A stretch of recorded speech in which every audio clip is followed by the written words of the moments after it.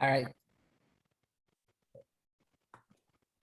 All right, thank you, Catherine, so much. So I have the honor of introducing Dr. Frank Robinson. He is the facilitator for South Carolina Department of Education's Principal Induction Program. He has worked at the elementary, middle school, and high school level during his career. Dr. Robinson has coached schools, administrators for over decades and appreciates the opportunity to learn from other leaders. One current quote that he keeps at the forefront for his work comes from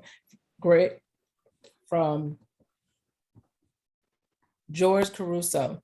If leaders want people to try new things, they have to openly show that they are willing to do the same.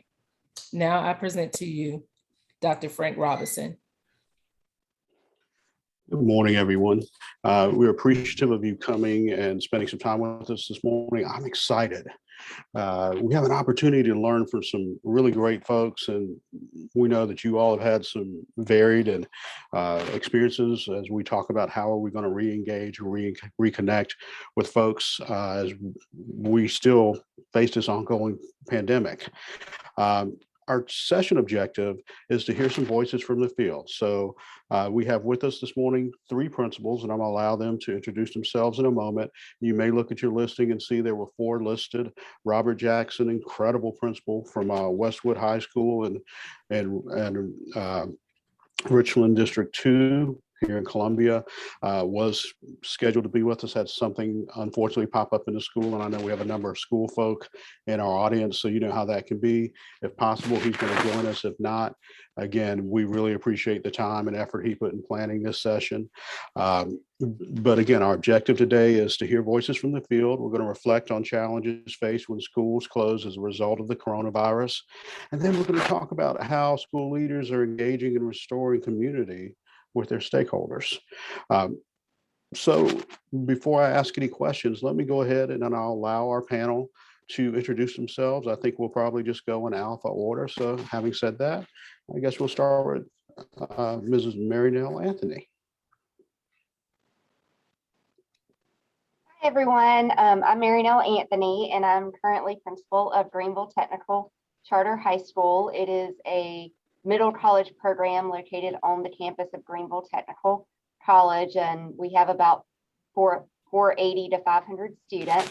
Prior to that, I was an assistant principal of instruction and academy director at a large traditional high school in Anderson, South Carolina. So it's a pleasure to be here with you guys and share a little bit about our experiences as we have gone through COVID and the pandemic and the ensuing fallout. Thank you. And I believe, again, if we're going alpha, next we'll have Dr. Robin Coltrane. Hello, everyone. I'm Robin Coltrane, principal of the W.A. Perry Middle School here in Richland School District 1. I've been here, I'm going into year 6 as the principal of W.A. Perry. Prior to Perry, I was the assistant principal at Hand Middle School, at Olympia Learning Center, which is an alternative school. And my background is in special education. So I spent about 15 years in the classroom and as a special education consultant. I am the 2020 middle level, South Carolina middle level principal of the year. It's been an honor to serve in that. I told somebody I'm no longer principal of the year, there's a new one, but I am 2020. It gives me great pleasure to speak about this topic this morning and how we're continuing to navigate through COVID-19. Thank you, ma'am. And again, Robert Jackson from Westwood is unfortunately not with us, but we are very fortunate to have Mr. Will Moody with us. Good morning, everybody. I'm Will Moody, and I'm the proud principal of Gilbert Elementary School in Lexington 1. I have worked in Newberry County as an elementary school counselor, in Richland 2 as an elementary school counselor. I was an AP in Richland 2, and then I've been in Lexington 1 as principal for about 4 years, and I'm happy to be here this morning.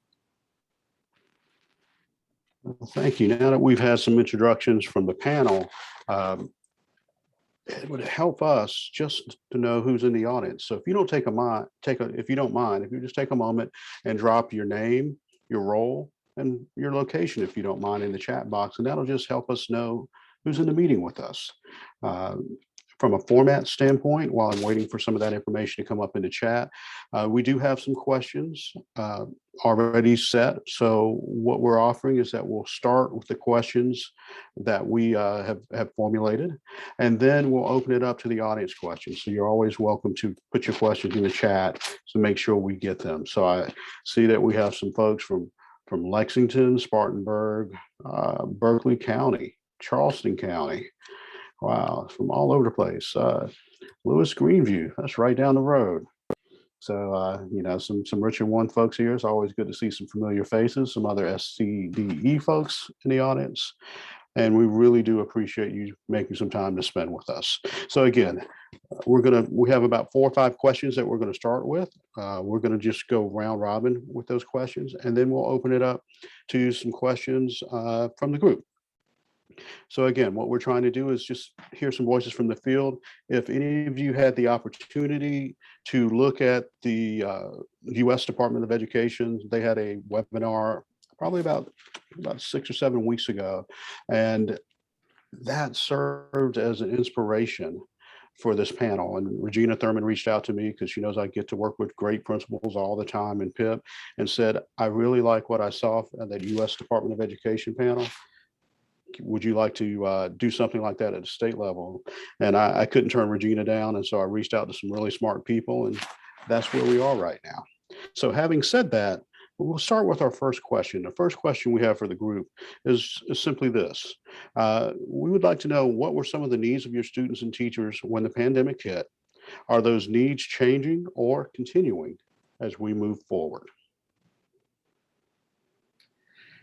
And I'll jump off as the elementary school person with that one. And so I work in Lexington 1, and Lexington 1 is regarded as an affluent school district. However, my school is a Title I school, and we serve an impoverished part of Lexington County. And we have a large population of Hispanic families.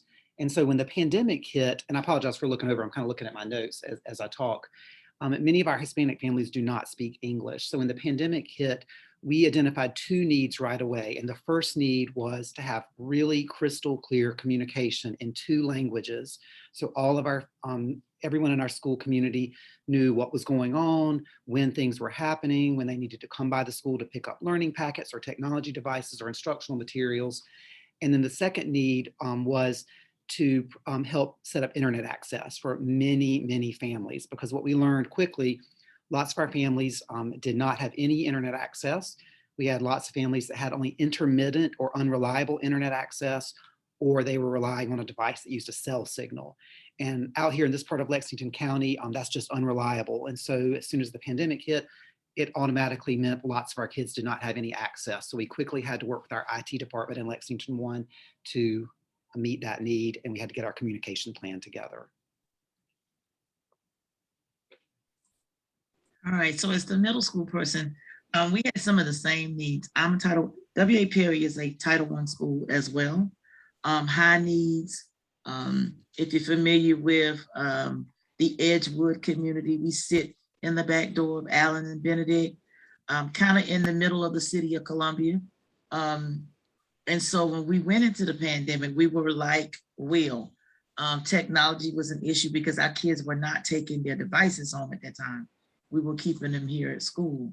And so I'll be honest with you, when we went into COVID in March 2020, we almost went into triage, kind of like a triage mode.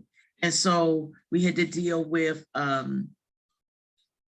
always like when they say you have to man's low before you can bloom. And so we're like a 24-hour school, guys. Our school depends on us our parents depend on us for a lot of things. You know, when it comes to food, when it comes to just all kind of wraparound services. And so we immediately went in, we had to get packets out. A lot of our families did not have internet. And so even if we had sent the devices home, there was no internet. The district did do a really good job of providing the mobile buses, and then we started to get out some of the hot spots, but we had to look at how our students were going to be fed. That's just where we were. And so I had a really, really good team. The packets that didn't get picked up, we actually came together one day and we divided them up by the location of where our students live, and we delivered them. And then we started things like food banks with our community partners, and our district actually gave, had different sites where they could eat, but food is a big thing for my kids and for their families. So we knew we needed to take care of that. And so with our partners, we continue to give our backpack programs that we gave normally when the kids were in the school. And so we kind of jumped into those things, making sure that those basic needs were taken care of. Yeah, I love how you use the word triage, because that's exactly what we felt like we were in initially. And so I'll just piggyback on a little bit of the things they've hit on. We are in Greenville, and I mean, just the poverty level in Greenville as a whole is not as intense as it is in other parts of the state, in my opinion. Having come from Anderson County, I know that what I saw there was worse in some ways in some areas, but we do pull from all over Greenville County. So we get all the kids up in the mountains, the kids down in the city, we get all of it. And so, you know, we do our lottery program as a public charter school. So while our poverty isn't as great, we have kids who depend on our food, and we don't have a federal service food program. So that was kind of an issue of figuring out how we're going to get food to them, how we're going to get internet hotspots, all the things they talked about. But our students and teachers really needed the communication and support from our admin. So we talked a lot about flexibility and grace. We talked about how to give each other grace. We held a lot of virtual town hall meetings initially, almost weekly, with our teachers and our parents and our students. I met with them ongoing all the time. They needed some time to process. We were constantly feeling like we were pivoting. So just trying to get into a regular routine, trying to get into a regular swing of things of what we could do. And what could we do to keep encouragement going and keep all of that up without it seeming like toxic positivity, being realistic, but also giving them that time to process. What our teachers ultimately needed from us, outside of, you know, making sure they had the tech tools, the tech access, the tech resources in order to do their jobs, and getting that tech and internet to their kids to do that, was really the support when their kids didn't do the work, right? Like, if your kids aren't doing the work and it's on you as a teacher to track that down, that's too much. So our admin team and our counselors, we would go out to the houses and knock on the doors and figure out what's going on, why isn't the child doing the work, so that our teachers didn't have that burden on top of everything else of doing the instruction and keeping up with that. So that was big. And obviously, as we go forward, it is continued flexibility and grace, and understanding that COVID changes every day, and making sure we've got the systems in place for communicating the systems and the processes, and making sure that we've got a team in place when kids aren't doing the work. How are we going to get to them and make sure they get back on track? And I appreciate all of those responses, and you gave me a great segue into the next question, because you've touched on some of the support that students need. But our next question goes a little bit deeper, and it says, how do we equip teachers to deliver those supports? And I guess at this point, we'll start with the middle school level with Dr. Robin Coltrane. You know, with COVID, it required a level of trust, probably unlike you've had in before. It was heavy, it's still heavy. And so more than anything, we needed to rely on each other and trust each other. So, you know, as Mary Nell said, we would send out this survey to our teachers, just asking them how they were doing, how their emotional well-being was doing. Everyone was worried about the children, and rightfully so. But our teachers were dealing with some heavy stuff with their own kids, their own families, and the impact. So we wanted to make sure that they were okay. My admin team wanted to make sure that they had everything that they needed, because, like I said, we jumped into triage. Our kids didn't have the devices. Teachers were on phone calls late at night with students, helping them with work. So they were exhausted. So we spent a lot of time trying to take care of everybody, making sure everybody was doing well. We then started to do some more technology things with our teachers, making sure, especially when they went into the dual modality, of just making sure they understood how to use the tools, work with kids to use the tools. Once again, we did those town halls, like she said, and we extended some grace and some flexibility, you know, because when you're running the school, I always tell people sometimes it runs like a well-oiled machine because you're so used to the routines. It runs like a church service. Well, in this case, it wasn't running like that, but you had to be okay with some things just not being the way it typically was doing this. And you had to be okay with that. Not that you wanted it to be all over the place and just out of hand, but it was okay because everyone, classified people, custodial staff, cafeteria staff, everybody was jumping in to make sure. We have something here called a cohort advocacy program where everybody is assigned a pocket of children. I had a caseload, checking in on those kids, making sure if they're okay. And then I had a routine where I was just, every so many days, I would just text teachers that I knew were struggling, you know, are having some issues, just checking in. Sometimes they don't want you to solve the issue, or they just want you to listen, and they want you to provide a shoulder for them. And if they need to take off to handle something for their own kids, being okay with that. And so once again, that grace, that flexibility, just being understanding, communicating. There was something that we said called change, that we wanted to communicate. We wanted to, you know, have empathy and understanding what was going on with other people. And then for us as leaders, you know, it was important for us, if we never showed strong leadership before, like we needed to really show strong leadership and give ourselves some grace, because there was no manual or blueprint for this.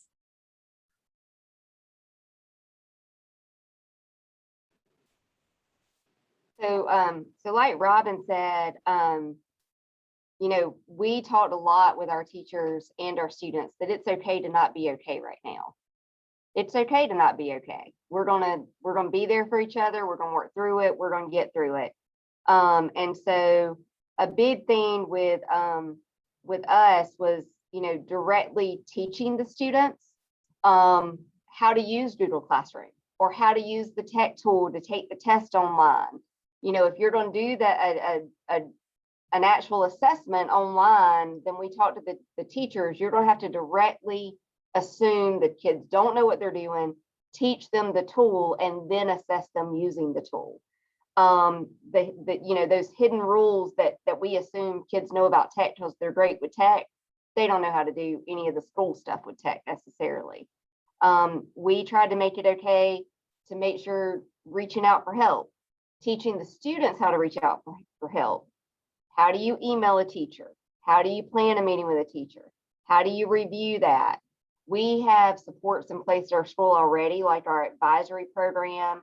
And so in advisory, we directly address some of those things with the kids that maybe would not take away the content teacher's time in order to make sure they knew how to do that.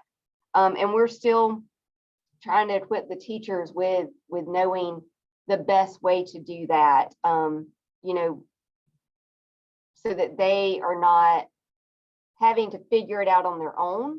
Here's you a template for how to teach a kid how to write the teacher email. You don't have to make the template. We've got you. If you want to add to it, great, but we're doing it for you to help support that and give them that. So we all know that what students need more than anything, but especially now more than ever, is that strong, authentic, trusting relationship with a teacher or a school counselor or somebody else in the school. And when that relationship is present, kids go from being, you know, resistant learners or disengaged learners or even compliant learners to students that choose to engage in the instruction. So I'm kind of coming in from backwards with this question.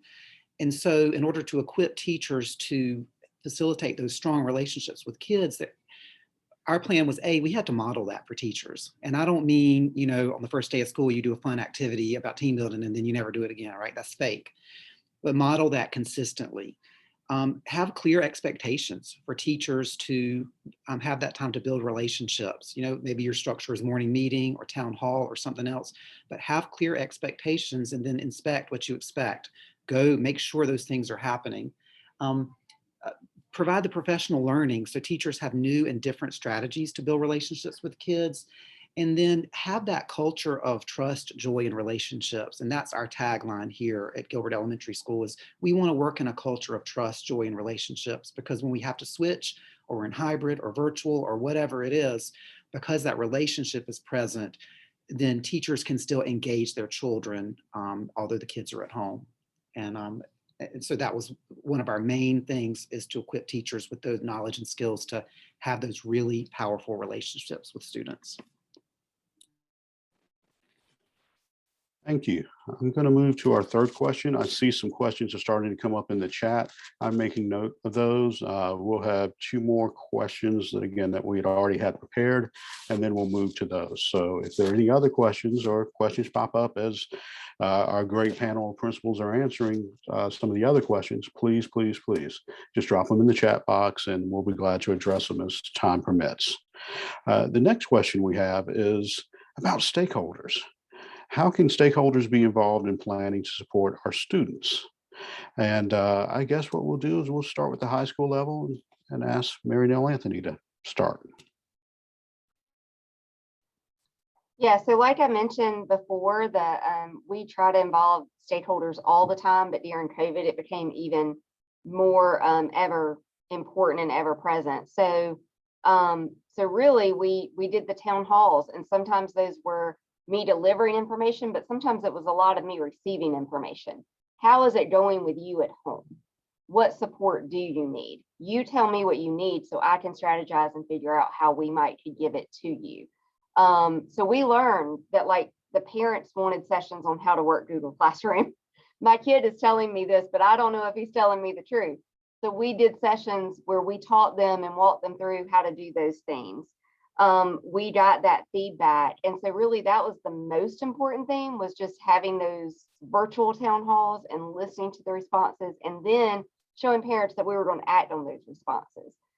Throughout the regular school year, we have Parents in Partnership, which runs very much like a PTO. I use them as a focus group quite often and get feedback from them. And then of course, your board meetings, because you won't, I know, as much as, you know, it's kind of beyond the typical school level, a public charter school level, the board makes those decisions right there. And so having the parents know that they could voice concerns to me, and that, you know, I was going to make sure that any major structural changes would get to the board, that was another thing. Like Will mentioned, the relationship and support and trust, that was really what it was all about. So we've been very fortunate here at W.A. Perry to have a really good stakeholder group. We started a few years ago. When I came in, we had some really good stakeholders. And then we started something called a partnership breakfast that we would have every year to try.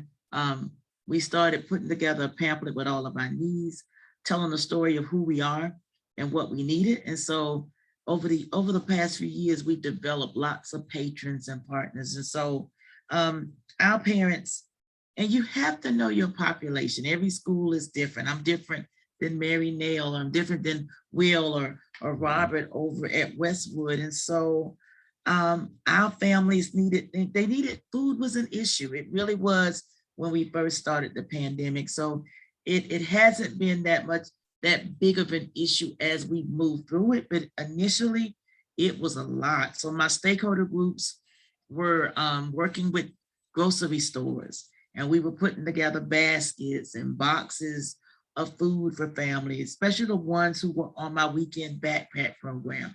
That's some of the more needy ones. And so we set up a pop-up grocery store, and we identified some families, and the room was set up just like you would have a shopping experience. And we let them come in and shop for the things that they needed for their family. My families, once we gave the devices, we had to tackle social media and cyberbullying. We had to tackle those things. Parents wanted classes on, I don't know how to use this computer. What do I do with this? And so we had to help them. sitting around W.A. Perry, I say it's a million churches. It's a million churches around here. But I have one particular church that really does a lot for us. It's Trinity Episcopal Cathedral. We're in year 18 of that partnership with them. And so they really went all out along with some of the other churches in helping us. Fraternities, sororities, we have them coming in and out. And there's some people that we've never heard of before, but word of mouth has got them on board with us. And almost every week, I promise you, someone is dropping off something, whether it's water. Well, we thought you may need masks, so we're just dropping off masks. They're collecting school supplies and we take it, we never turn it away, even if the school supply closet is running over and I don't have any room to put them, we take them anyway, because we're just so grateful that they thought about us to come aboard. And so we continue to, hopefully when COVID kind of gets better, we can go back to our partnership breakfast, because our stakeholder involvement has really been great, and they've really helped with some of those basic needs that we've had. They want to get in and tutor. They want to get in and work directly with kids. And we had some of that going on pre-COVID, but we have to work, as the district tells us that we can with allowing people in. So we hope to get some of our groups. We had some male mentoring groups. We had some groups that were targeting working with females. So we hope to get those partners back in. And I'll echo some of the things that Robin said. I'm very fortunate because where my school is located on Main Street in Gilbert, South Carolina, in Lexington. And so in this part of Lexington County, life happens in the schools and on the ball fields and in the churches. And we're lucky because our community does support us. And I don't mean lukewarm support, I mean strong support. So like Robin, we have partnerships with local churches. Last week, a local church provided 130 Chick-fil-A box lunches for our faculty and staff, just as a little, hey, we're thinking about you. We've had donations of money, school supplies, backpacks. WP Raw, which is a produce organization in Lexington County, has provided fresh fruits and vegetables that we could send home with families. But schools have structured opportunities for stakeholder involvement. The things you all know, like PTO, SIC, PTA, Title I planning committees, all parent advisory councils. But our message is to parents, just engage with us. Read the communication that the school sends out. Share communication with us because we are listening to you. But just engage with the information so you know what's going on and what to expect. And then because food was a big issue for our families as well, and my school was identified as a food site for the district, we leveraged that structure. And when they would come through for food, because people will come for food, that's when we're also giving out, hey, this is a little list of reminders, here's some tips, here's a technology troubleshooting packet. And that helped us get a lot of information out using that food service structure. But we ask families just engage with us, be a part of what we're doing and participate. Thank you, Will. And we have a couple more questions, and then we're going to go to the questions that have been placed in the chat. And we've touched upon this a little bit, but I'd like to go a little bit deeper in this particular question.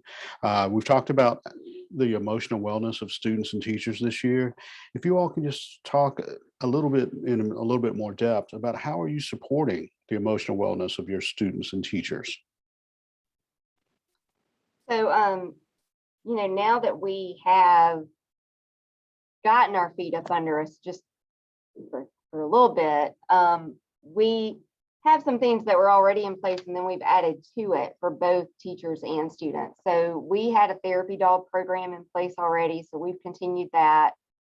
We've been able to use ESSER funds in order to have a mental health counselor added to be available on site for our students.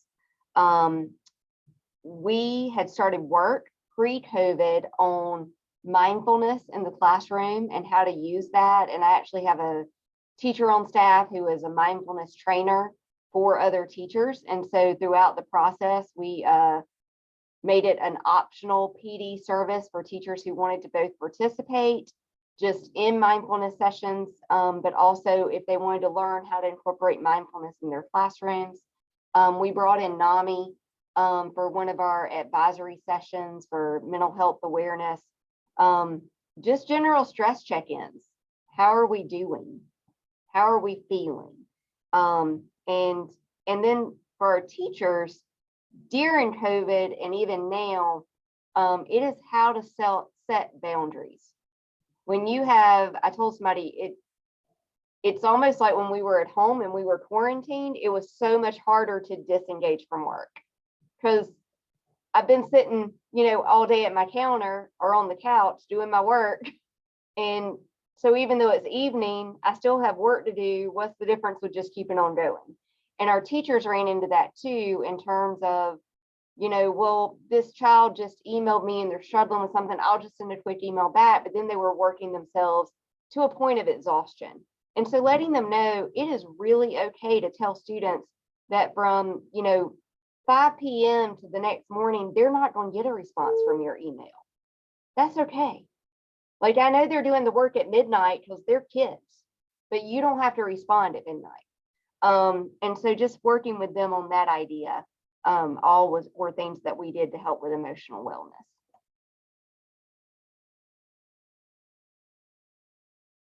That's me. All right.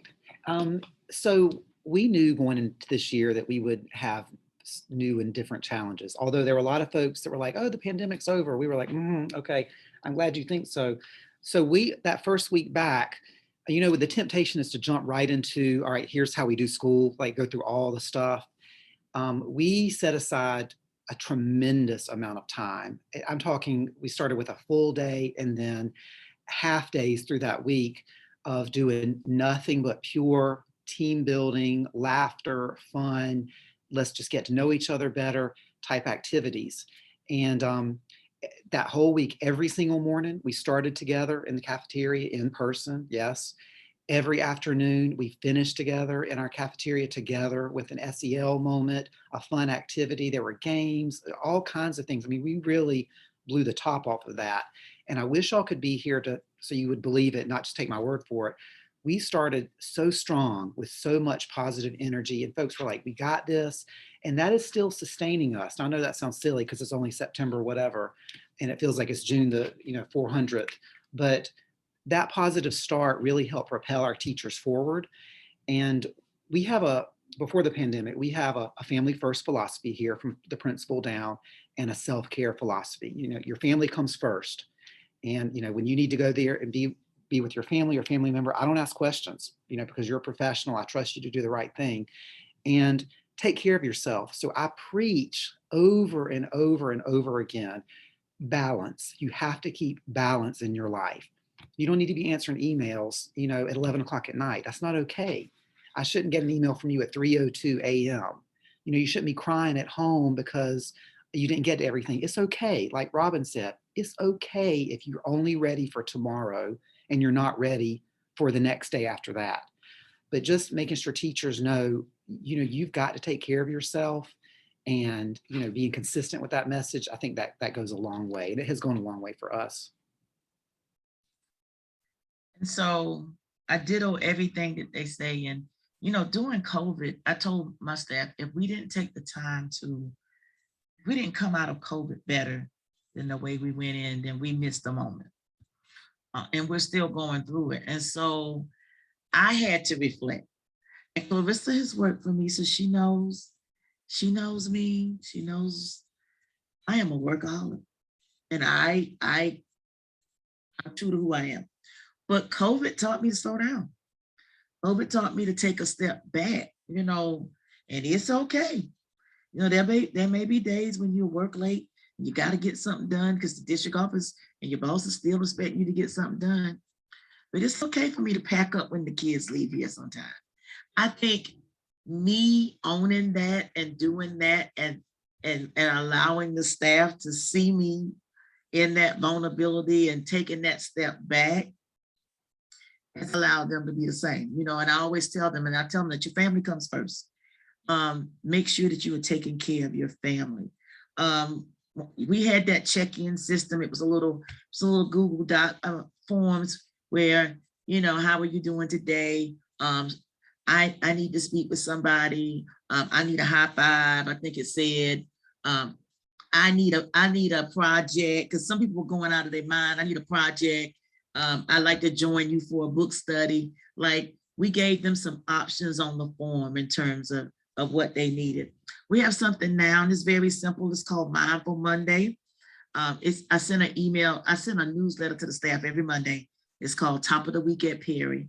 And I try to put these different mindful moments in it. And so just a couple of Saturdays ago, I did come in and we put a quote in everybody's box. You know, sometimes we'll leave something on their desk. We'll give them some time.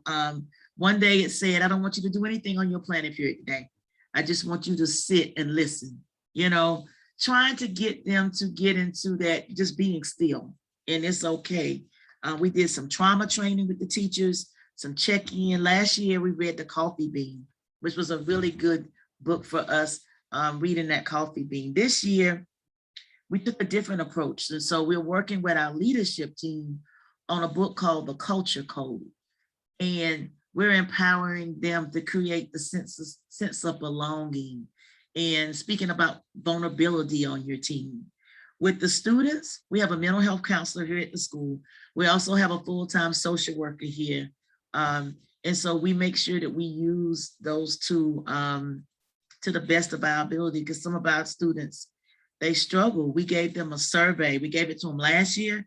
We just gave the survey last Friday, kind of checking in on them. And our school counselors will use that survey to determine, you know, hey, I need to reach out to this kid. He said he's struggling.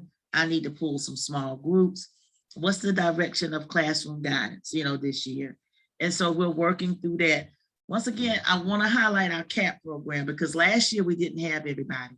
We have every kid in the school broken down, and they will have an adult that's their mentor. And so we have some time built into the schedule, into our club and advisory schedule. And so they will get to go to those people for an hour. And that person is responsible for, we're talking about social emotional learning. We're talking about grades. We're talking about what you need, what you're struggling with. But we wanted every kid in our building to have somebody that they identified with. We did lots of home visits, and we're bringing back something like you, Mary Nell, that sounds a little cheesy. It's called Positivity at Perry. So every Monday and Friday, every person was supposed to make a sign, and you can make whatever sign you wanted. You could decorate it. It could be a hat. It could be whatever. And at the change of classes, at every class change, like people are in the hallway with their sign, like whatever their sign is. And I've seen some pretty creative ones, especially from the Related Arts department, but just trying to keep that happy momentum buzz going. We play music in our hallways. It plays all the time. Sometimes it's jazz, sometimes it's classical. We're getting ready to put some Hispanic heritage music in the hallway, but just music that just happy, makes you feel good. So I love that. I do too. I love music. I need to come. You're not gonna get mad at me if I'm dancing in your hallways, though, are you? You hadn't seen me dance yet, but that's all right. We're coming. We have a few minutes left. I want to make sure we hit the question that's in the chat box, but there's one more quick prepared question, because I want to make sure. Again, the past year and a half has been, difficult for schools and communities and families. As a parent who has kids in school, I've just had an opportunity to see it a little bit from both ends. But if before we go to the questions in the chat box, if each of you could just maybe share one quick thing, and you've touched on it, but I want one definitive bright spot you've noted during this whole pandemic era we've been in thus far. All right, I'll talk really fast because mine's not quick, but I'll make it really quick. So, we've been in scramble mode for as long as I can remember now, like, oh my gosh, here's a new problem. We have to scramble to fix it. So because we were not able to have lots of our evening Title I events last year, we had a sizable amount of Title I money left over. And I'm talking like $60,000. And so we're sitting around like, oh my gosh. And so we developed an extended day program that we were able to implement during the 4th 9 weeks last year. And like I said, it was about $60,000. We were able to pay 4 teachers, 4 assistants, a program coordinator. We had to pay food service, and we paid bus driver salaries so the buses could take the kids home. We served 70 students. mostly tier 3 and some tier 2 students are bubble kids, pure ELA from dismissal, which was about 2:15 to 4:00 p.m. And of those 70 kids, almost every single student finished reading on grade level or above grade level, to the point where it caught the district's attention. Yeah, y'all get ready, listen to this. That was a big thing during my principal evaluation in the summer. But today, this morning, my boss, Nicole Mitchell, the director of elementary schools in Lexington 1, called me and she said, Will, I need you to pull together a meeting with your extended day folks because the district wants to replicate that all over Lexington 1. That's right. That's how we roll. That's great. Congratulations.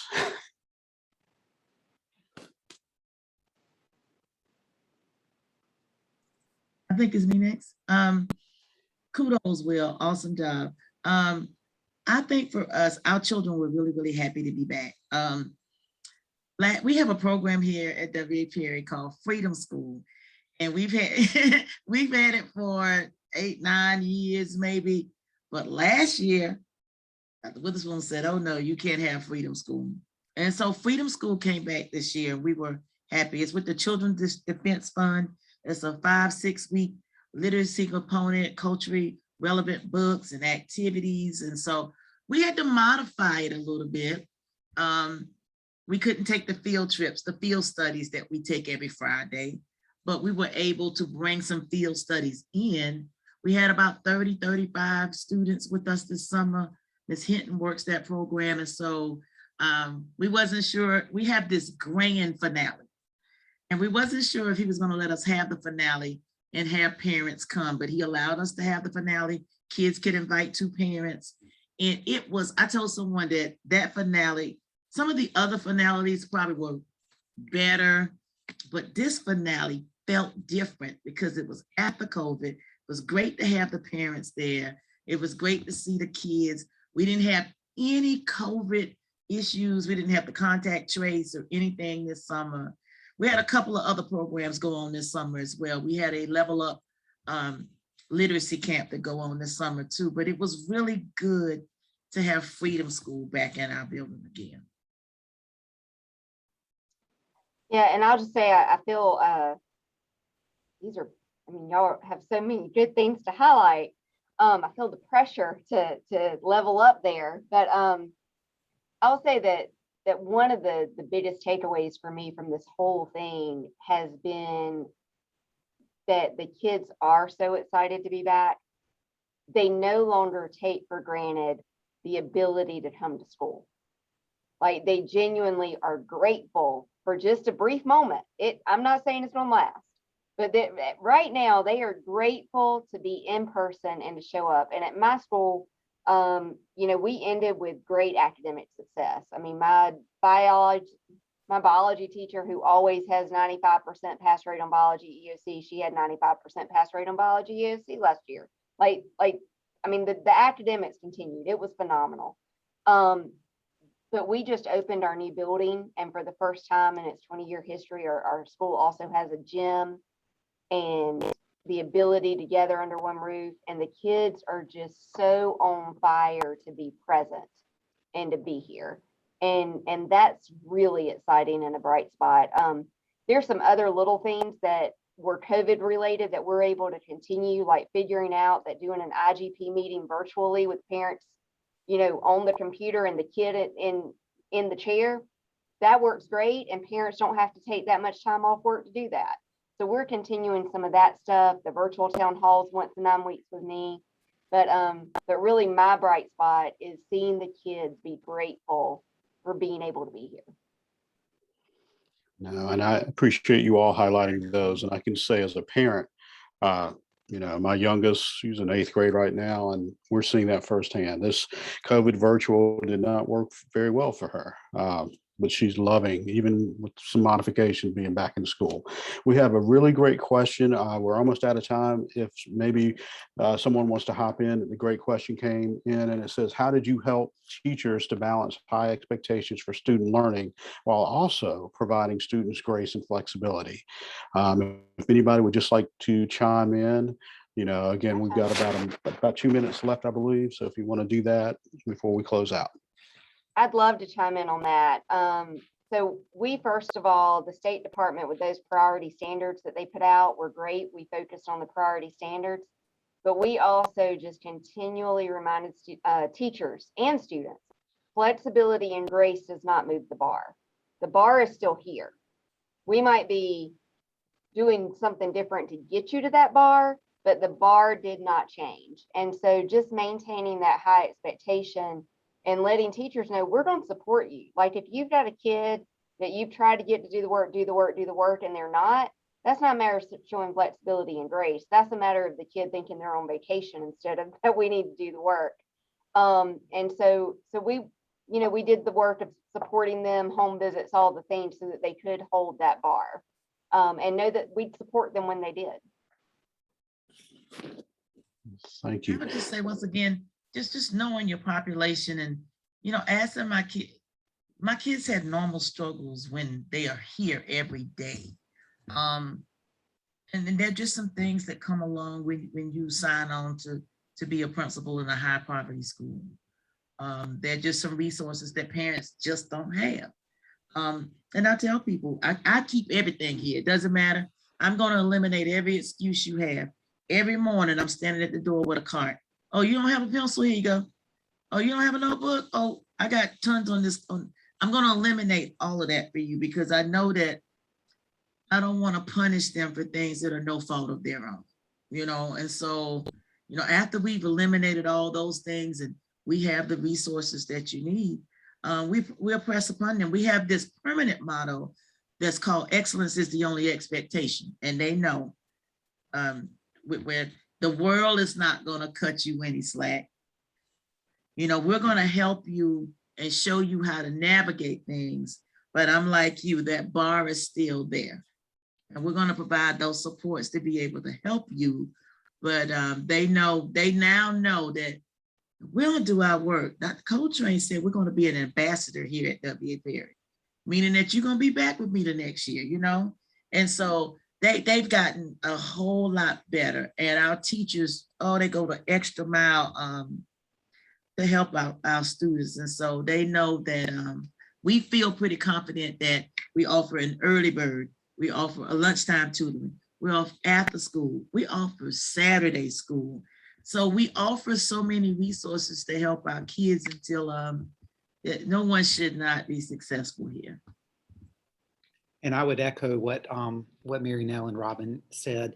And the bar doesn't move, but of course you don't have to stop there. That's a mindset that we've had to kind of change. You want to take kids as far as you can, a year's growth, but hey, keep on going if you can. And another way we supported teachers while they do that work with kids is we have removed some things from their plate, and we've tried to remove obstacles. For example, this year the school bought all 800 students school supplies. Let's just remove that barrier that you didn't have what you needed or you didn't have the right, things. Committee meetings and things that don't really, that we can let go without damaging our school program. We've let some of those obligations and commitments go just to free up more time so teachers can plan and collaborate and meet with kids and support families. So just trying to free up that plate some so they can do that hard work with students. Yeah, I agree with you, Will. That's one that's really, really big. Anytime you cancel a faculty meeting, they're so happy. No, and I appreciate you all taking that question. We're living and hopefully coming towards the tail end of something that none of us have had to deal with in our lifetime. But I believe the information you shared, some of the stories, some of the celebrations, and some of the challenges that you've shared just give some insight to how hard you and your staffs have been working for all of our students. I get the impression that when we say everyone's going to learn, you all are making sure that every mean, when we say all, we truly mean all. So I celebrate and congratulate you all on the progress you're making despite some obstacles outside of all our control. And I do appreciate you all taking just a few minutes to share some of your expertise with everyone. I want to thank you all in the audience for sharing in your time with us today. You had many options. Jay-Z likes to say you could be anywhere in the world, but you're here with us. And I do appreciate that. That's the truth. if there's anything I can do, if you want to reach out to the principals, the easiest way would be, I guess I'll just go ahead and funnel it towards them. My email address is just frobinson, ROBINSON @ed.sc.gov, and I'll be glad to forward your questions or thoughts to the principals. We're really appreciative of having this opportunity to speak with you all.